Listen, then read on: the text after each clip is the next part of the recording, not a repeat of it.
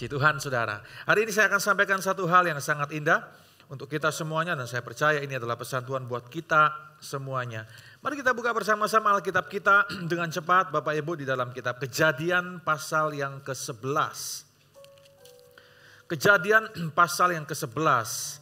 Saya kasih judul pada pagi hari ini adalah Dari Babel ke Betel, saudara. Ya, bagaimana kita menang atas krisis identitas diri. Saya percaya kalau saya bicara soal panggilan Tuhan itu bukan hanya, jangan asosiasikan, jangan asumsikan adalah panggilan melayani di gereja secara full time atau sangat jauh daripada itu saudara. Ya, banyak yang full time hatinya enggak full time kok, sebetulnya seperti itu ya saudara ya. Jadi apapun yang ada pada kita hari ini, apapun yang ada pada kita hari ini adalah panggilan Tuhan di dalam kehidupan kita. Amin. Bapak Ibu, ya kita sebagai istri, kita sebagai suami, sebagai orang tua, sebagai papa, mama, sebagai anak, ya, sebagai menantu atau mertua kalau sudah punya, ya, ataupun siapapun kita hari ini, sebagai seorang mahasiswa, mahasiswi, kita sebagai seorang pekerja yang profesional, kita sebagai seorang pengusaha, kita mungkin ada yang dokter atau kontraktor, apapun kita, saudara. Itu adalah panggilan Tuhan di dalam kehidupan kita. We must make sure bahwa kita berjalan di dalam panggilan Tuhan di dalam kehidupan kita. Amin. Ya, itu penting sekali Bapak Ibu Saudara-saudari dan apapun itu, ya apapun panggilan Tuhan di dalam kehidupan kita, kita seringkali akan selalu bersinggungan dengan yang namanya identitas diri di dalam hidup ini, Saudara. Mari kita belajar dari suatu cerita yang indah ini yang Alkitab ceritakan tuh apa adanya, terus terang apa adanya, Saudara. Ya, supaya menjadi contoh untuk kehidupan kita. Kalau baik ya Alkitab tuliskan baik, tapi kalau tidak baik ya yang jelek, yang jahat pun Alkitab tuliskan apa adanya untuk kita semuanya supaya kita bisa belajar daripadanya dan tidak terjebak dan mengulangi kesalahan yang sama. Amin, Saudara. Dan ini contoh yang jelek yang akan kita bahas pada pagi hari ini. Tapi ini ada banyak pelajaran yang bisa kita ambil dari cerita ini, Saudara. Kejadian pasal yang ke-11 berbicara mengenai menara Babel. Mari kita lihat dulu ayatnya, teksnya. Ya, adapun seluruh bumi satu bahasanya, satu logatnya, maka berangkatlah mereka ke sebelah timur dan menjumpai tanah datar di tanah Sinear, lalu menetaplah mereka di sana. Tanah Sinear itu adalah kalau hari ini Irak atau Mesopotamia, Irak, ya. Negeri Saddam Hussein di sana, saudara. Siapa mereka? Nah, kita katakan mereka berangkat ke tanah Sinear, ke sebuah tanah yang datar, mereka mendapatkan tempat yang sangat-sangat perfect, lokasi yang sangat-sangat sempurna. Lokasi itu adalah segala-galanya. Betul, saudara? Ya, location. Mereka ngerti lokasi itu penting. Siapa mereka? Kalau kita lihat di ayat yang ke-10, di pasal yang ke-10 dan selanjutnya, saudara, maka di sana diceritakan mengenai Nuh dan anak-anaknya. Kalau kita lihat lebih dalam lagi, oke? Singkat kata, saudara, yang berangkat ke tanah Sinear ini adalah the first emperor that Bible counts. Kaisar pertama yang ada di dunia ini sebelum semua kaisar-kaisar muncul di dunia ini, saudara. Sebelum kaisar China di negeri Tiongkok sana muncul, sebelum kaisar di negeri Mesir muncul. Inilah yang dicatat oleh Alkitab sebagai kaisar pertama. Kaisar dan para orang-orangnya yang gagah perkasa, prajurit-prajuritnya yang gagah perkasa, yang garang. Inilah keturunan Nuh yang jahat. Ya, inilah keturunan Nuh yang jahat, keturunan dari Ham, saudara, yang bernama Nimrod. Anda pasti tahu nama ini. Ya, Nimrod adalah kaisar pertama yang Alkitab catat. Dan dia punya orang-orang yang gagah perkasa. Prajurit-prajurit yang sadis, yang ganas itu. Yang tidak kenal Tuhan. Mereka sangat jahat sekali. Kalau saya katakan ini Anda bisa mungkin pikirkan. Kalau Anda lihat pernah film-film tentang kaisar China dan semuanya ya saudara ya. Betapa mereka punya pasukan-pasukan yang beringas dan mereka tidak takut akan Tuhan. Dan mereka pergi ke tanah Sinear. Dan apa yang mereka ingin bangun di sana, saudara? Apa yang ingin mereka bangun di sana? Ya, mereka berkata apa? Seorang kepada yang lain. Ayat 3. Marilah kita membangun membuat batu bata dan membakarnya baik-baik. Mari kita bangun, mari kita buat batu bata, kita bakar baik-baik. Lihat betapa mereka itu begitu menekankan kepada perfection, kesempurnaan. Orang jahat pun, orang jahat itu saudara, kalau betul-betul perfect, jahatnya juga perfect. Betul ya, orang baik, perfect, dia akan jadi baik perfect saudara. Bahkan orang jahat pun mengenal apa itu perfection. Kerjanya nggak sembarangan. Ya, ini juga pelajaran buat setiap kita. Kalau kita bekerja, apapun yang ada pada kita, panggilan kita sesuai dengan panggilan kita masing-masing. Kalau kita mau kerja, kerjakan yang terbaik. Oleh karena itu kenapa kita mengenal sebuah kata atau salah satu value di dalam gereja kita adalah excellence, bukan? Ya, mengerjakan yang terbaik, mengerjakan yang terbaik yang kita bisa. We may not be the smartest. Kita mungkin bukan orang yang terpandai, terpintar, doesn't matter. Tapi kalau kita adalah orang yang terajin, itu yang penting saudara. Jangan punya cita-cita jadi orang paling pintar, paling pandai, paling ini. Kalau memang masing-masing itu punya anunya sendiri-sendiri lah ya. Tapi menyesalah saudara kalau saudara tidak jadi orang yang paling rajin. Orang yang Alkitab tegur, orang yang paling malas. Orang yang malas Alkitab tegur saudara. Alkitab beberapa ayat ngomong soal kemalasan. Kalau mau nggak kerja, nggak usah makan. Betul saudara? Ya, hai pemalas, pergi kepada semut. Saya pikir itu penghinaan saudara, tapi memang itulah faktanya. Semut rajin bekerja. Dalam setiap musim dia bekerja. Dalam setiap musim dia bekerja loh. Ya, musim panas mengumpulkan makanan. Karena semut tahu. Semut itu, aduh saudara, ya mungkin brain aja nggak punya, ya kan? Dia kerjakan, dia kumpulkan untuk musim dingin. Dia tahu, dia bekerja musim panas. Musim dingin tiba, dia ada di bawah tanah. Dia bekerja nggak? Dia bekerja loh. Semut tetap bekerja loh. Musim panas, musim dingin tetap bekerja saudara. Ya, dia tidak hibernasi, tidak tidur-tiduran setahun begitu ya. Begitu musim panas dia kerja lagi. Enggak, dia rajin bekerja. Untuk apa bekerja? Dia bekerja di bawah tanah. Bekerja di dalam sarangnya. Memastikan semuanya dapat makanan dan memastikan kehidupan koloni itu berjalan dan tidak punah. Mari kita bekerja membuat batu bata, membakarnya baik-baik, lalu bata itulah dipakai mereka sebagai batu dan tergala-gala sebagai apa? Tanah liat. Mereka sudah punya teknologi itu. Bayangkan ini berapa tahun? Ini berapa ribu tahun yang lalu. Saudara, ini hampir 4.000 tahun yang lalu. Sudah ada batu bata. Mereka tahu tergala-gala untuk lemnya, ya, untuk merekatkan batu bata itu sebagai tanah liat. Juga kata mereka, lihat, mari kita hitung berapa kali ada kata let us, marilah kita, marilah kita, marilah kita. Tadi sudah yang pertama ya, marilah kita buat batu bata. Yang kedua diulangi, marilah kita apa? Dirikan bagi kita sebuah kota dengan sebuah menara yang puncaknya sampai ke langit. Orang dulu nggak ngerti kalau ada ruang angkasa saudara. Ya, mereka pikir langit sepanjang yang mereka bisa lihat di sana, di atas langit itu ada Tuhan di sana. Mari kita buat menara, puncaknya sampai ke langit. Lalu apa saudara? Dan apa? Marilah apa? Marilah kita. 3 kali kan? Marilah kita apa? Cari nama. Supaya kita jangan terserak ke seluruh bumi. Marilah kita, diulang 3 kali. Itu berarti sebuah keabsolutan, kemutlakan. Artinya apa? Ini usaha mereka, usaha nggak main-main ini. Ini usaha beneran ini. Ini mutlak ini. Ini ada sebuah tekad yang luar biasa dari Nimrod dan pasukannya ini. Untuk apa saudara? Mereka membangun menara, kalau bentuknya itu menara segitiga sebetulnya. Ya, pernah lihat piramid di Mesir?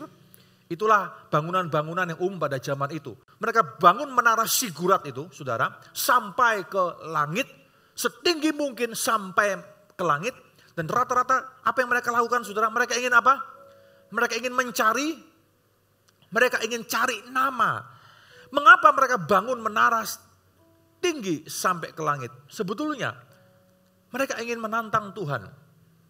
Dengan membangun menara sampai ke langit itu, mereka ingin mengundang, dalam tanda kutip ya, pemahaman mereka waktu itu ya, supaya Tuhan turun ya, dibuatkan tangga sampai ke langit, Tuhan turun dan mereka ingin perang dengan Tuhan. Mereka ingin perang dan mereka ingin mengalahkan Tuhan. Dan ketika mereka berhasil mengalahkan Tuhan itu, saudara, dalam konsepsi mereka bahwa mereka akhirnya punya apa? Punya nama. Ya, mereka punya nama. Karena mereka berhasil menaklukkan Tuhan lewat perang mereka. Mereka mencari nama, satu kesatuan identitas. Ya, sebuah kemuliaan yang ingin mereka capai untuk diri mereka sendiri. Itu yang mereka lakukan dengan semua usaha mereka. Inilah yang Nimrod lakukan. Mereka menantang Tuhan. Mereka ingin menjadi penguasa dari semuanya, dari segalanya. Mereka ingin nama mereka dipuja dan dipuji. Mereka ingin nama mereka tercatat di dalam sejarah sebagai kaisar pertama, orang pertama, pasukan pertama yang berhasil mengalahkan Tuhan dan menjadi penguasa atas seluruh bumi. Dan mereka ingin membangun menara yang besar itu sampai ke langit. Tuhan turun enggak, saudara? Itulah kenapa ayat selanjutnya dikatakan seperti ini. Ayat yang kelima, apa?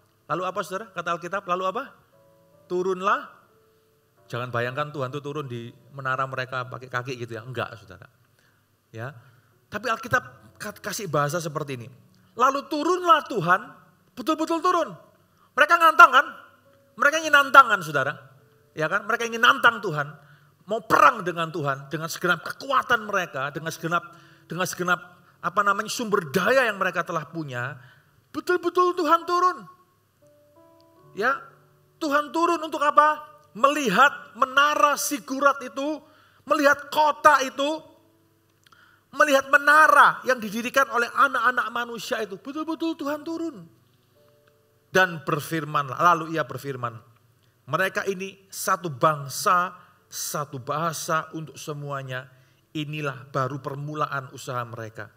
Mulai dari sekarang apapun juga yang mereka rencanakan, tidak ada yang tidak akan dapat terlaksana. Baiklah, kita turun, mengacau balaukan di sana bahasa mereka, sehingga mereka tidak mengerti lagi bahasa masing-masing. Kacau balau, itulah arti kata Babel.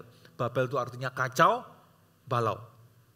Ya, dikacau balaukan oleh Tuhan.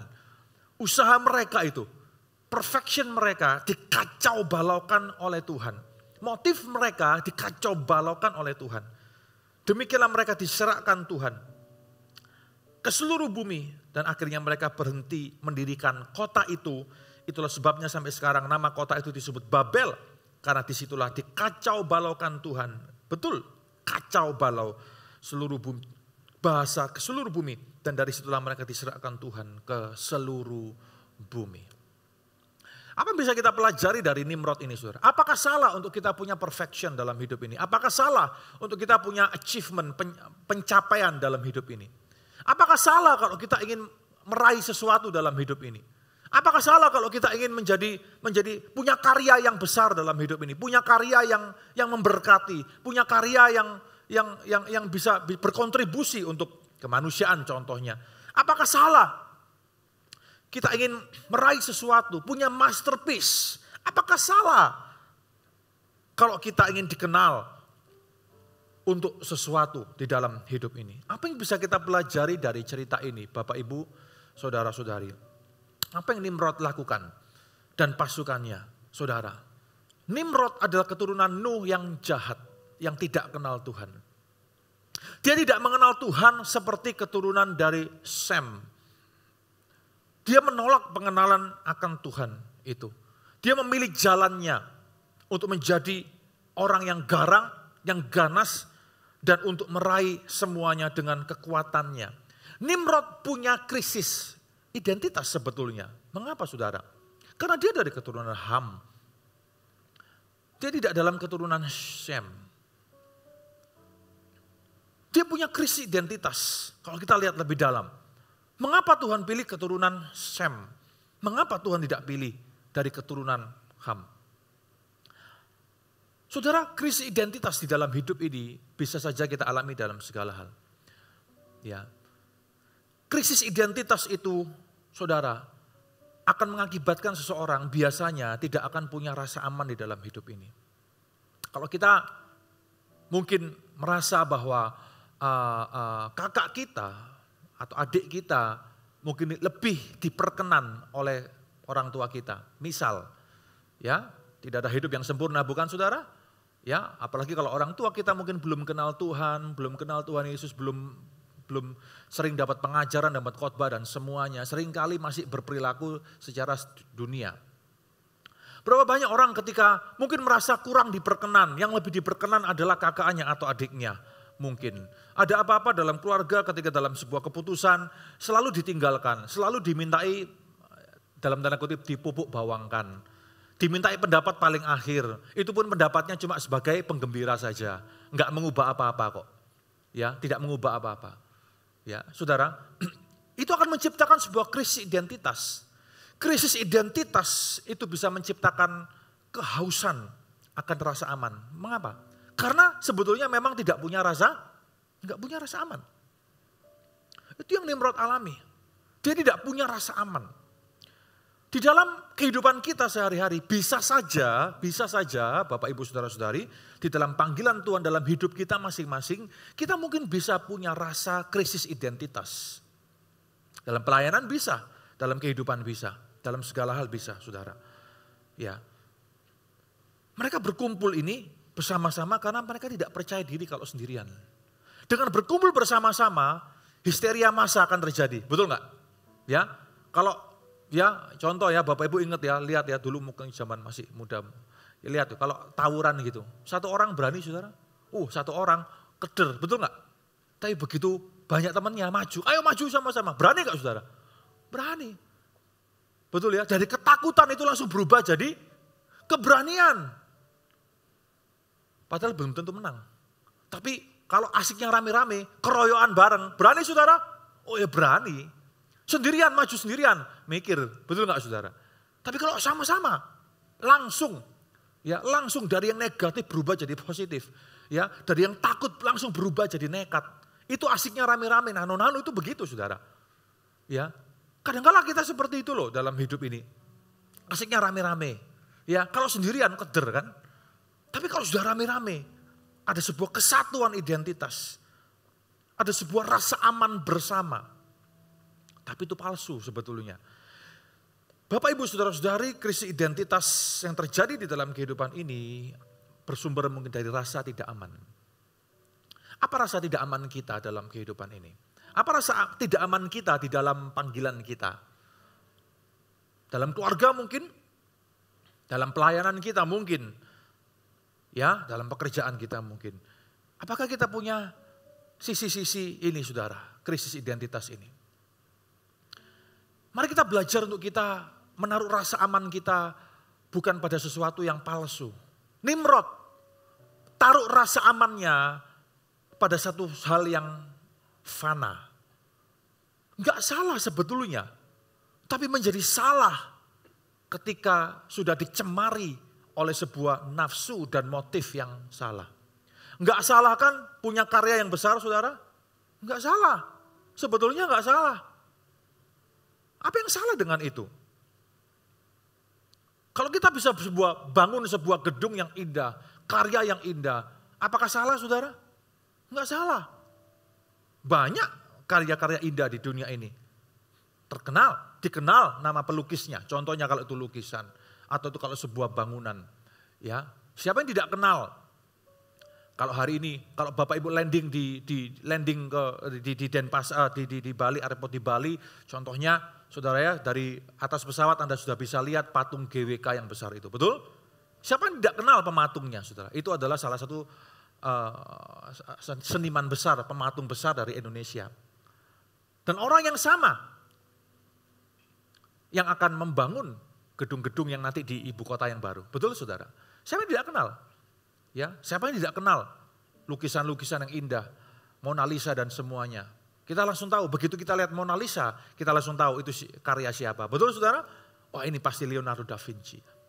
Ya, ketika kita lihat lukisan yang amburadul gak karuan, ya, wah kacau balau begitu ya saudara. Kita pasti tahu, wah ini kelihatannya nih Affandi, kalau saudara tahu ya, maestro pelukis Indonesia. Affandi ini pasti karyanya Affandi. Sudah kelihatan banget. Apa yang salah dengan Nimrod adalah ketika dia membuat semuanya itu, dia taruh rasa amannya di dalam karyanya. Dia taruh identitas dirinya, keberhargaan dirinya di dalam semua karya yang dia ingin buat di sana. Jangan taruh harga diri kita di dalam setiap karya kita, saudara. Jangan taruh keberhargaan diri kita di atas semua skill kita, kemampuan kita, kelihayan kita, kecakapan kita, dan kepintaran kita dalam hal apapun juga. Berapa banyak orang taruh rasa berharganya, rasa keberhargaan dirinya di dalam contohnya, di dalam kepandaiannya untuk mengolah kata-kata. Amin, saudara. Ya, dalam khotbah contohnya. Tapi begitu dia dikritik oleh banyak orang, dia merasa hancur. Dia merasa aku tidak jadi berkat. Dia merasa aku banyak kurang apa semuanya. Betul, saudara? Berapa banyak orang menaruh keberhargaan dirinya pada hal-hal yang pada pendapat massa. Ini kan zaman digital, ya kan?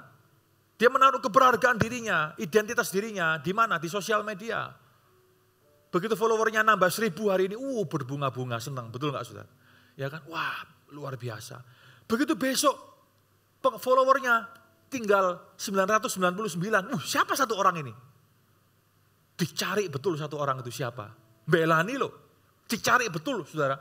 Dia trace betul satu orang ini siapa yang berani meninggalkan aku. Berapa banyak orang taruh harga dirinya di dalam berapa subscribernya, ya, beberapa yang like dia dan semuanya. Itu penting, buat banyak orang itu penting, ya. Itu pun kalau dimonetisasi bisa jadi rupiah kan, saudara, kalau di YouTube. Saudara, banyak orang taruh harga dirinya pada hal semacam itu. Itulah kenapa Anda jangan heran kalau banyak aktris, aktor Korea, Jepang dan semuanya bisa bunuh diri loh gara-gara itu. Betul, saudara? Begitu hari ini nambah 150.000 followernya, haleluya, senang. Bukan haleluya, gak kenal Tuhan kok, saudara ya. Begitu besoknya drop. Kemudian hate speech, ya kan? Ya, dari netizen itu, saudara ya, hate speech dan semuanya, itu menghancurkan dirinya, mental health-nya jatuh, saudara, kemudian bunuh diri.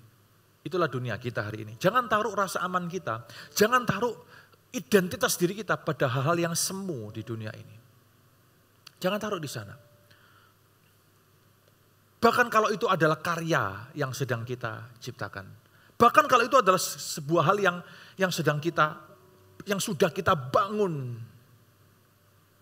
Kenapa, saudara? Eventually, at the end ya, pada akhirnya nanti kita akan tahu tidak ada nama lain yang harus kita junjung tinggi di dunia ini selain nama Yesus. Akhirnya tuh gitu. Aneh ya, saudara ya, manusia ini ya. Dia bangun sesuatu, dia rindu bangun sesuatu, apapun dia coba, dia bangun, dia besarkan, dia begitu terikat dengan hal itu. Karena itu adalah karya hidupnya. Dia curahkan semua perhatiannya, curahkan semua tenaganya, doanya, dayanya. Dia coba apapun itu. Ya, dia coba bangun, dia besarkan. Wah, mulai ada penghargaan, mulai ada ini. Dia menjadi terikat dengan karyanya itu. Seolah-olah itu adalah dia dan dia adalah itu, saudara. Dia bangun semuanya, apapun itu. Kalau ada yang ngotek sedikit, marah dia, saudara. Ya kan? Orang gambar logonya atau orang gambar warna logonya salah, warna saja. Ya kan? Kadang-kadang ungu, biru itu kan ada gradasinya gitu ya. Salah sedikit aja, saudara, sudah marah. Saya pernah lihat seperti itu, saudara. Ada, saya pernah lihat itu.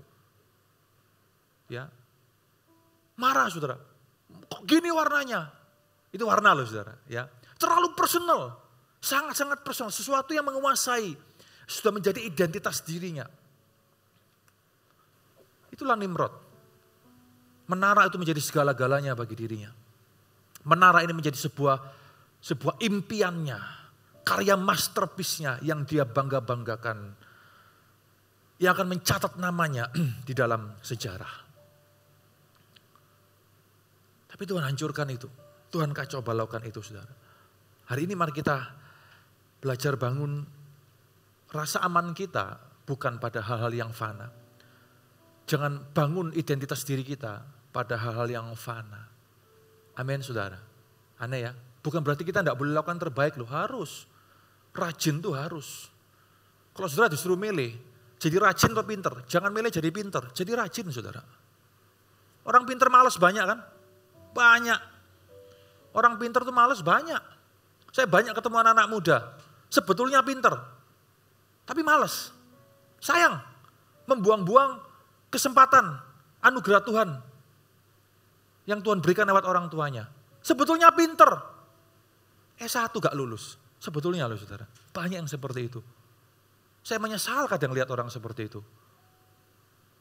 Karena banyak orang yang pingin tidak dapat anugerah seperti dia. Seharusnya kalau anak-anak seperti ini, kalau dia rajin saja, ya sampai S3, S4, sampai S jebol pun bisa, saudara. Seharusnya. Tapi menyanyiakan. Sayang, membuang-buang sumber daya, menyanyiakan kesempatan. Take it for granted, anugerah Tuhan disia-siakan. Sayang banget. Sayang banget. Hari ini, jadilah rajin. Ya, tetap kerjakan yang terbaik dalam segala sesuatu. Tapi hari ini Tuhan ajar kita untuk kita tidak taruh rasa aman kita di sana. Yang kedua, krisis identitas akan menciptakan kemarahan, saudara. Nimrod marah. Marah kepada Allah, marah kepada Tuhan. Dia ingin bangun menara ini, karena dengan menara ini, ketika dia bangun menara ini, dia ingin tantang Tuhan, dia ingin kalahkan Tuhan. Dia marah terhadap keadaan, dia marah terhadap orang-orang di sekitarnya, dia marah terhadap keturunannya yang di atasnya.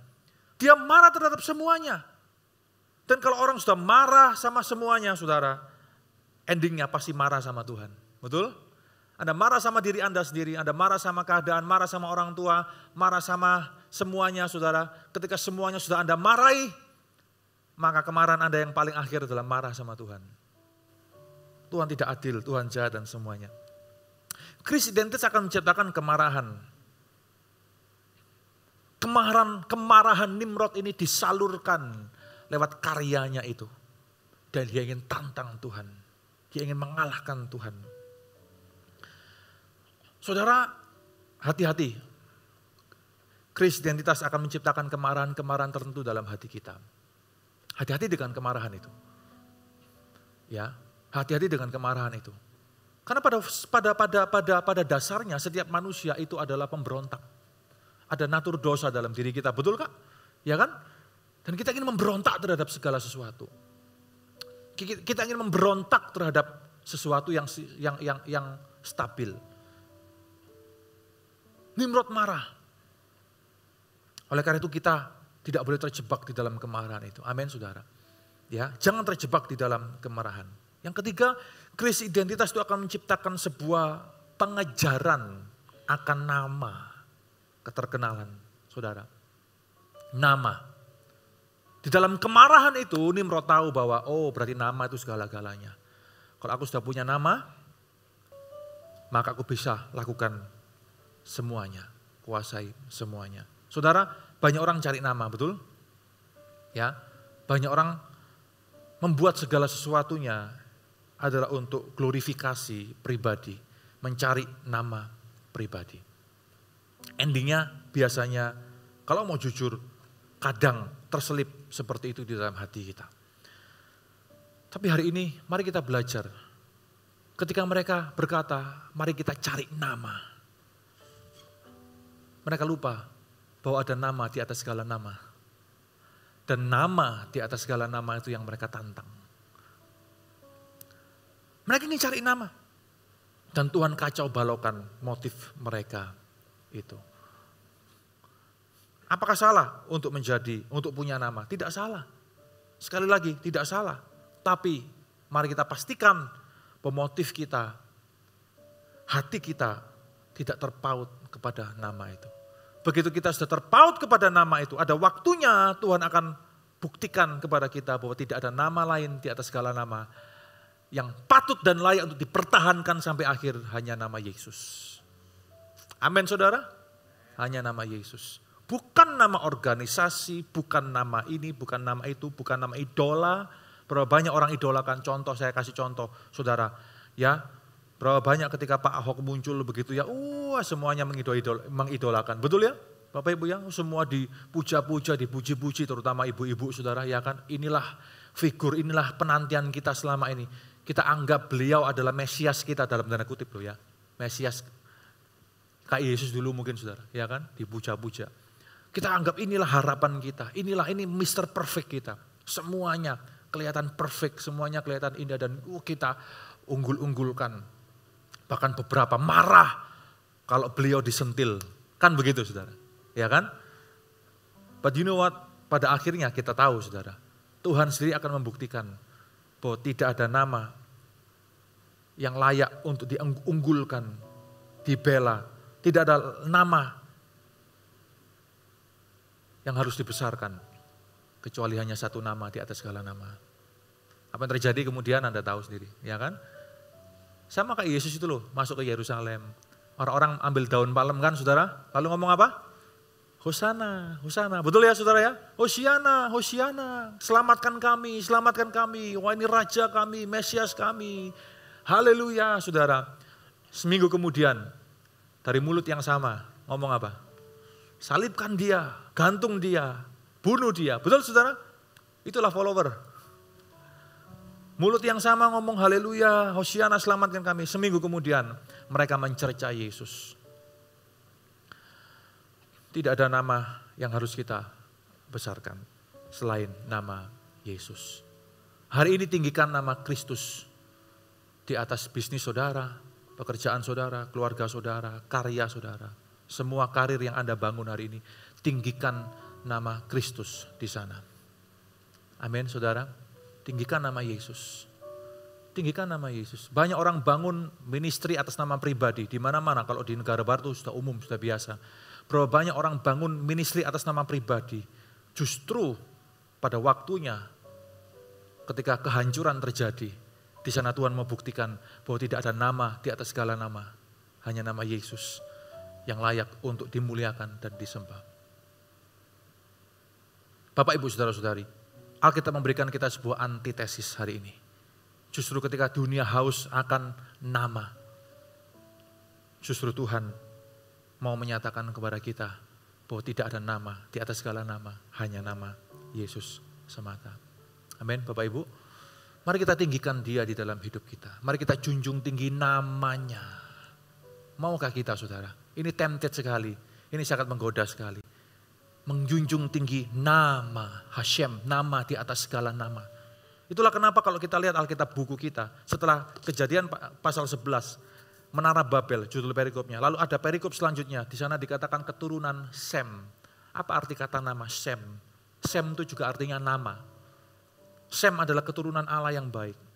Dalam satu perikop ada dua kontras. Apa yang Allah mau ajarkan kepada kita, Alkitab ajarkan kepada kita adalah yang satu membangun nama untuk pribadi, membangun glorifikasi pribadi. Yang satu keturunan Sem. Sem ini artinya nama juga. Mereka membangun nama Tuhan.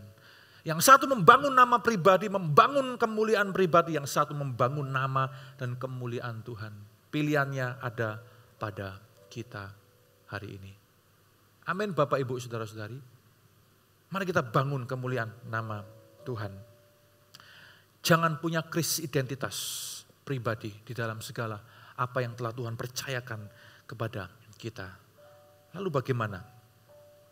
Mari kita bangun semuanya untuk kita arahkan kepada Yesus semata. Only Jesus. Only Jesus. Hanya kepada Yesus semata. Saudara, ada sebuah lagu yang sangat indah sekali. Saya baru temukan lagu ini, saudara. Ya, dikarang oleh sebuah grup musik Kristen. Ya, saya mau bacakan liriknya saja kepada Bapak Ibu Saudara-saudari. Ya, judulnya Only Jesus. Kalau Anda lihat nanti ya setelah pulang ibadah ini Anda mulai di YouTube bisa tuh. Nama grupnya adalah Casting Crowns. Dan judul lagu mereka adalah Only Jesus. Saya mau bacakan liriknya kepada saudara. Saya tidak siapkan ini. Saya mau Anda dengar ini. Ya, dia tulis seperti ini saudara. Grup ini tulis seperti ini. Make it count, leave a mark, build a name for yourself. Dream your dreams, chase your heart. Above all else, make a name the world remembers. tinggalkan ya tandamu, bangunlah nama untukmu, kejarlah mimpimu, ya keinginan hatimu di atas segala-galanya. Buatlah nama supaya dunia bisa mengenalmu. But all an empty world can sell is empty dreams, and I got lost in the lie when it was up to me to make a name the world remembers. Dan semua dunia yang kosong ini, ternyata dunia yang kosong ini hanya bisa menjual impian yang kosong. Dan aku tersesat di dalamnya ketika semuanya terserah aku untuk membangun nama. Dunia bisa mengingat, yang dunia bisa mengingatnya. But Jesus is the only name to remember. Tapi hanya satu nama yang harus diingat. Ternyata pada akhirnya, siapa saudara? Yesus. And I don't want to leave a legacy. I don't care if they remember me. But only Jesus. I only got one life to live. I will let every second point to Him. Only Jesus. All the kingdoms built, semua kerajaan yang bisa dibangun. All the trophies won, semua piala yang bisa dimenangkan, penghargaan yang bisa dimenangkan.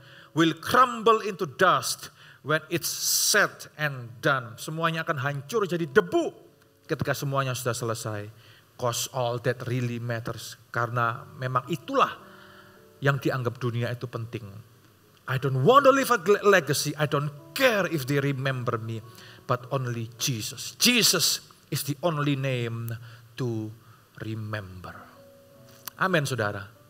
Yesus adalah nama di atas segala nama yang harus kita ingat. Manusia itu akan selalu datang dan pergi dalam kehidupan kita kok. Ya, manusia akan selalu datang dan pergi dalam hidup kita. Hari ini Anda punya idola, suatu saat idola Anda akan mengecewakan Anda dan muncul idola yang lain. Betul nggak saudara? Ya kan? Akan selalu muncul. Orang akan selalu datang dan pergi dalam kehidupan kita.